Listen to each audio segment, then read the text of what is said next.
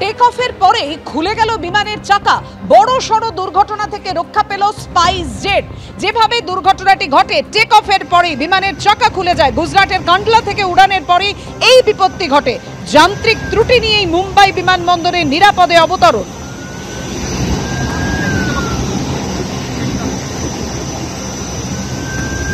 পাখির চোখ 26-এর ভোট। একের পর এক জেলাওয়ারি বৈঠকে অভিষেক বন্দ্যোপাধ্যায়। আপনাদের জানিয়ে রাখি, যে বৈঠক করছেন পশ্চিম বর্ধমান কৃষ্ণনগর নিয়ে সাংগঠনিক বৈঠক করছেন অভিষেক বন্দ্যোপাধ্যায়।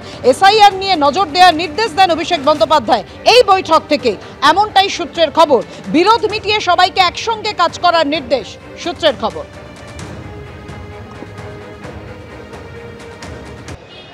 জায়গাতে এসেছি, এখানকার সাংসদ কত বড় সাহস!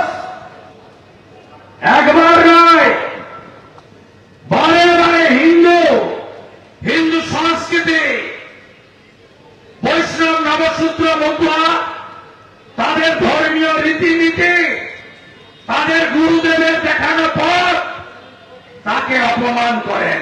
প্রতিবাদ হয় না কেন?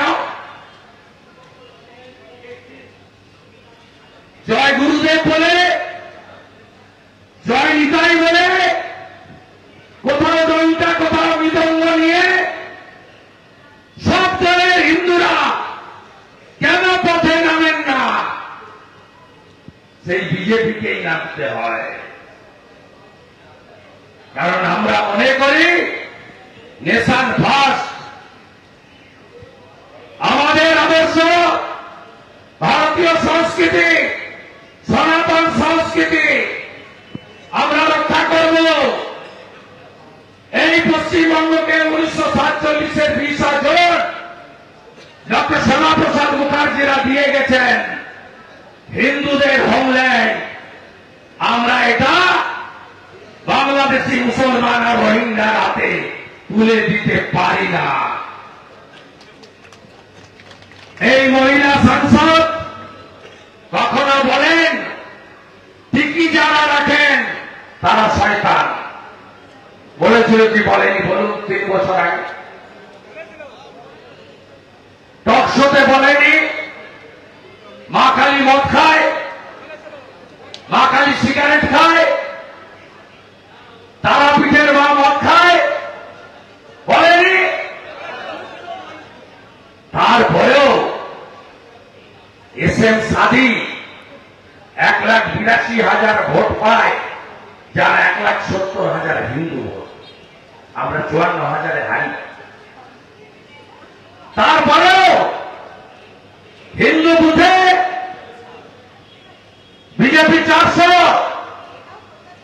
তৃণমূল 300, মুসলমান বুথে 700-র মধ্যে তৃণমূল 695।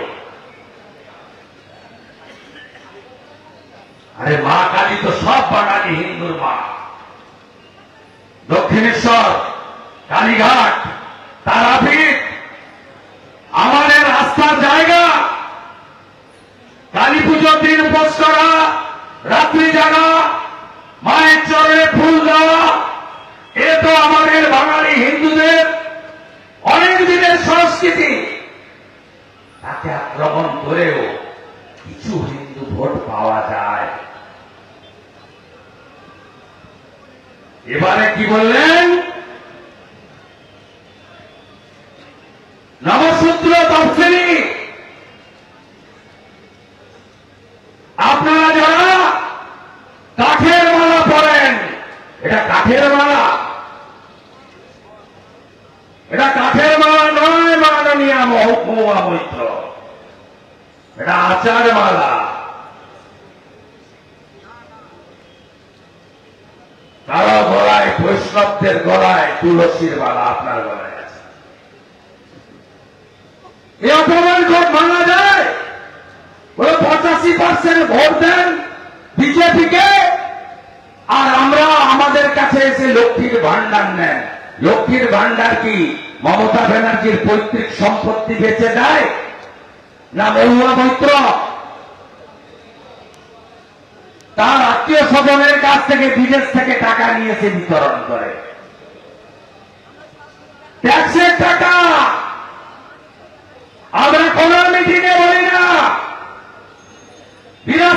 কৃষককে নরেন্দ্র মোদী 5 কেজি করে মাথা পিছু চাল গম দিচ্ছেন।